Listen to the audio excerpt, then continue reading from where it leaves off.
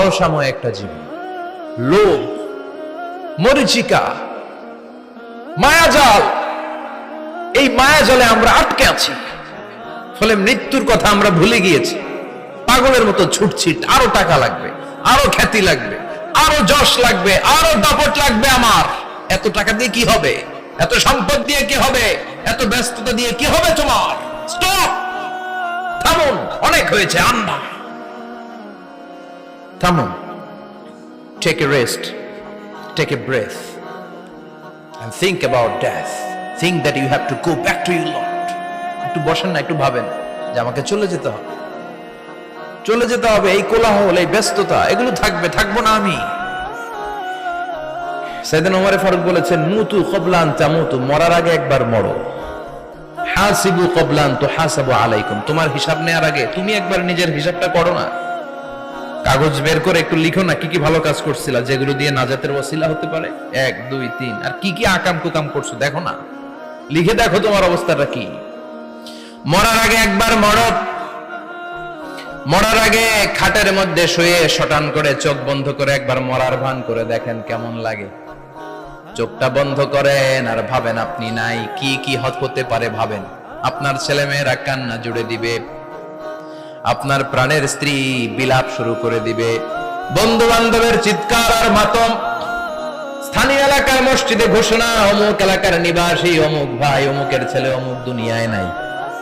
সব আত্মীয়রা চলে আসবে, ফেসবুকে স্ট্যাটাস দেয়া হবে, সবাই সবাইকে জানাবে বিকাল 4টায় অমুক হাই স্কুল ময়দানে আপনার জানাজা।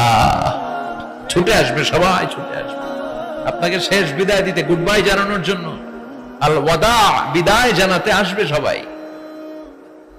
4 তাকবীর দিয়ে আপনার জানাজা হবে, অশ্রুসিক্ত জানাজায় আপনার বিদায় হবে। কাঠের খাটিয়ার মধ্যে করে কাঁধে তুলে আপনারে কবরে নেওয়া হবে। আগে থেকে খুঁড়ে রাখা কবরটার মধ্যে আপনারে বিছিয়ে দেয়া হবে। বাঁশের কচি দিয়ে তার উপরে মাটির চাপা দিয়ে সব চলে যাবে। ভাবেন না একবার চোখ বন্ধ করে, this is the circle of life, this is the nature of life. এটা সবার হবে, আমার হবে, আপনার হবে। এত মায়া, এত ভালোবাসা কই যাবে? কেউ থাকবে না, সবাই আপনার অন্ধকার কবরে রেখে দিয়ে চলে আসবে। উপরে বাঁশের কঞ্চি, তার উপরে মাটির চাপা, অন্ধকার আর অন্ধকার। এই অন্ধকার যেন শেষ হতে চায় না, শুধুই অন্ধকার, ঠিক কিনা? এজন্য আমাদের চলে যেতে হবে। দাদা গেল, চাচা গেল, মামা গেল, আমাদেরকেও যেতে হবে, জোরে কোন ঠিক কিনা? একদিন মাটির ভেতরে হবে ঘরে মন আমার, কেন বন্ধ দালান ঘর, প্রাণ পাখি উড়ে যাবে পিঞ্জর ছেড়ে।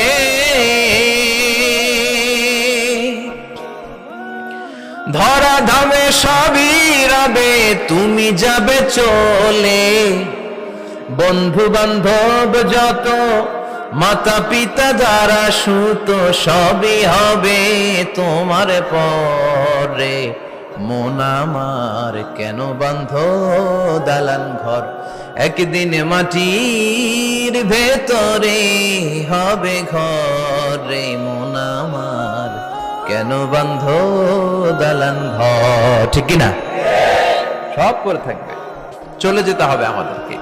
এজন্য আখিরাতের কথা যেন আমাদের স্মরণ হয়। বিশ্বনবী বলতেন, নাহাইতুকুম আন জিয়ারাতিল কুবুর, আমি তোমাদেরকে কবর জিয়ারত করতে আগে নিষেধ করতাম, কিন্তু এখন নিষেধাজ্ঞা প্রত্যাহার করে নিলাম। এখন সব সময় তোমরা কবরের সামনে যাবা আর জিয়ারত করবা। কবরস্থানে জানতো বড়ুয়া কৃষ্ণপুরের এই গ্রামের কবরস্থান আছে কোন দিকে? পূর্ব দিকে আছে, গোখরার জলের ওদিকে। যান আপনারা, একটু যাবেন, একটু গেলে আখিরাতের কথাটা স্মরণ হবে।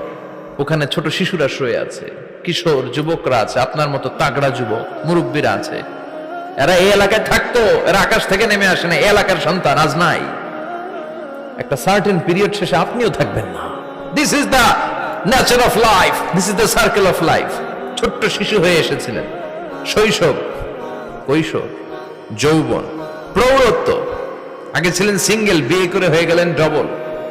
এরপরে আল্লাহ আপনাকে একটা মেয়ে দিল, এরপরে মেয়েকে বিয়ে দিয়ে শ্বশুর হলেন, এরপরে ওই মেয়ের ঘরে সন্তান হতে নানা হলেন। আর কতদিন? অনেক দিন হলো তো, অনেক লম্বা সময় পেয়েছেন আপনি। Think about death. এবার যাওয়ার কথা ভাবেন।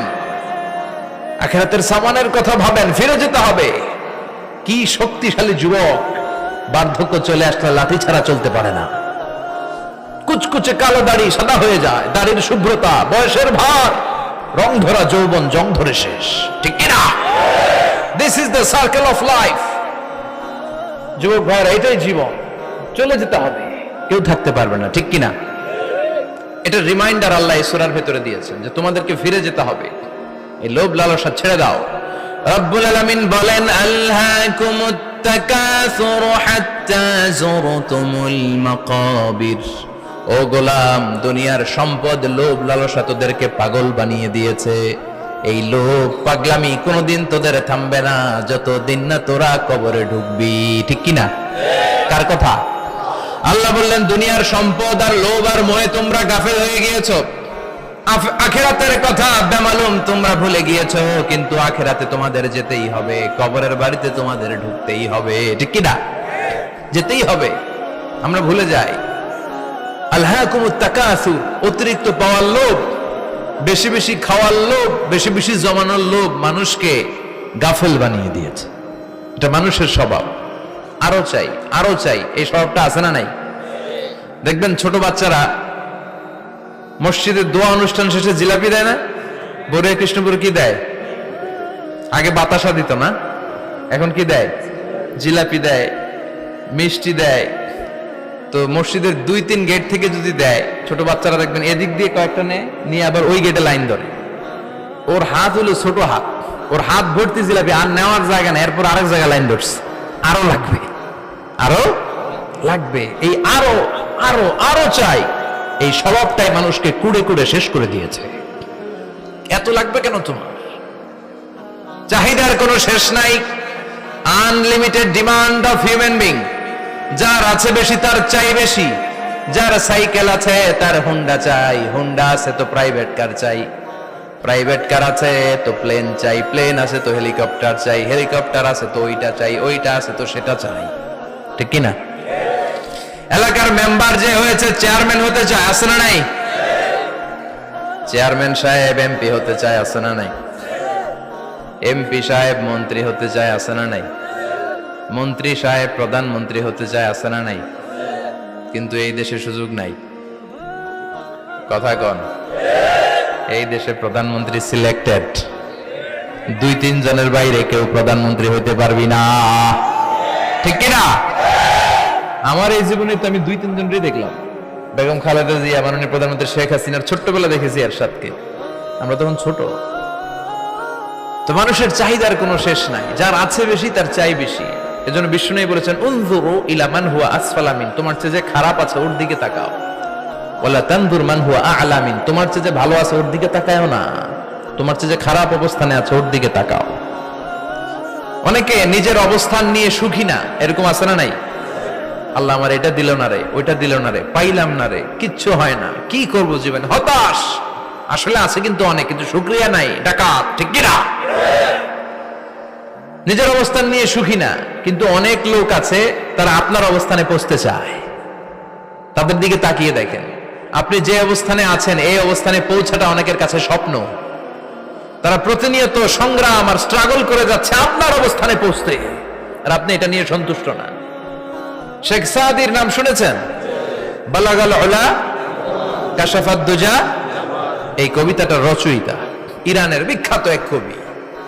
উনি একবার আর্থিক সমস্যার মধ্যে দিয়ে সময় কাটাচ্ছেন, টাকা নাই, পয়সা নাই, পায়ে দেওয়ার মতো জুতা নাই। উনি খুব দুঃখ পেলেন, হায় রে, আমি ইরানের এত বড় কবি, আমার পায়ে দেওয়ার মতো জুতা নাই। দুঃখ ভরা মন নিয়ে রাস্তায় হাঁটতে বেরোলেন। হাঁটতে হাঁটতে হঠাৎ দেখলেন একটা লোক শুয়ে শুয়ে কাঁদছে, ওই লোকটার 2টা পাই নাই, পাই নাই। উনি সেজদায় পড়ে গেলেন, আল্লাহর কাছে ক্ষমা চাইলেন, আল্লাহ অনেক দিয়েছো, শুকর আলহামদুলিল্লাহ। এজন্য যেই পরিস্থিতিতেই থাকি না কেন আমরা কি পড়বো? জোরে বলেন, কি পড়বো? এজন্য কানাতু মিনাল ইসলাম, অল্পে তুষ্ট থাকার নাম হলো ইসলাম। সম্পদ লাগবে কিন্তু সম্পদের পাহাড় লাগবে না, ঠিক কিনা? অল্প খান, অল্প পড়েন, অল্প জমান, অল্পের ভেতরে বরকত ঢুকাইয়া দিছে কে? দেখবেন যাদের সম্পদ অল্প তারা সুখী বেশি। জরিপে এটা দেখা গিয়েছে, অনেক সার্ভেতে এটা এসেছে, যারা সম্পদশালী এরা দুঃখী বেশি। এদের দুঃখ বেশি, টেনশন বেশি, খুব স্বাভাবিক। টাকা যার বেশি, রোগ তার বেশি। টাকা যার বেশি, টেনশন তার বেশি। টাকা যার বেশি, ঘরে শান্তি তার কম। আছে না নাই? ঘরের ভেতরে অশান্তি, ছেলে কথা শোনে না, ছেলে টানে গাঞ্জা, মেয়ে করে পরকিয়া। আছে না নাই? স্ত্রী কথা শোনে না, ভালোবাসা নাই, ঘরটা জাহান্নামের টুকরা। রোগ বালাই, এক একটা হসপিটাল বিল পরিশোধ করতে মাসে 5 লাখ 10 লাখ। আছে না নাই?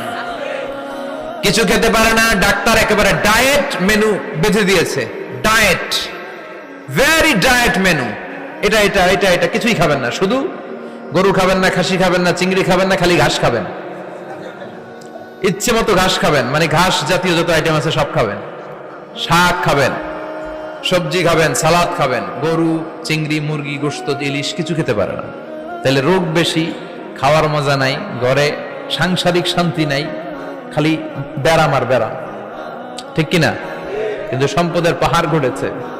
আর অল্প যারা খায়, অল্প পড়ে, রিক্সাওয়ালা, কুলিওয়ালা, অল্প বেতনের চাকরি, কিন্তু হক হালালি মেনে চলে, দেখবেন শান্তি আছে অনেক। হ্যাঁ, বাসা ভাড়া দেয়, ফ্যামিলি চালায়, বাচ্চাদের স্কুল বিল, এরপরও মাস শেষে 1-2 হাজার টাকা হাতে থেকে যায়। আর ওর প্রতি মাসে 10 কোটি টাকা ইনকাম, তারপরও ব্যাংকের ঋণ আছে না নাই?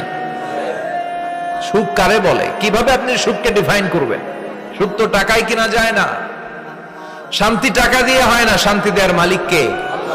শান্তি আছে অল্প খেয়ে শুকর করার মধ্যে, শান্তি আছে আলহামদুলিল্লাহর মধ্যে। চিল্লায় বলেন ঠিক কিনা?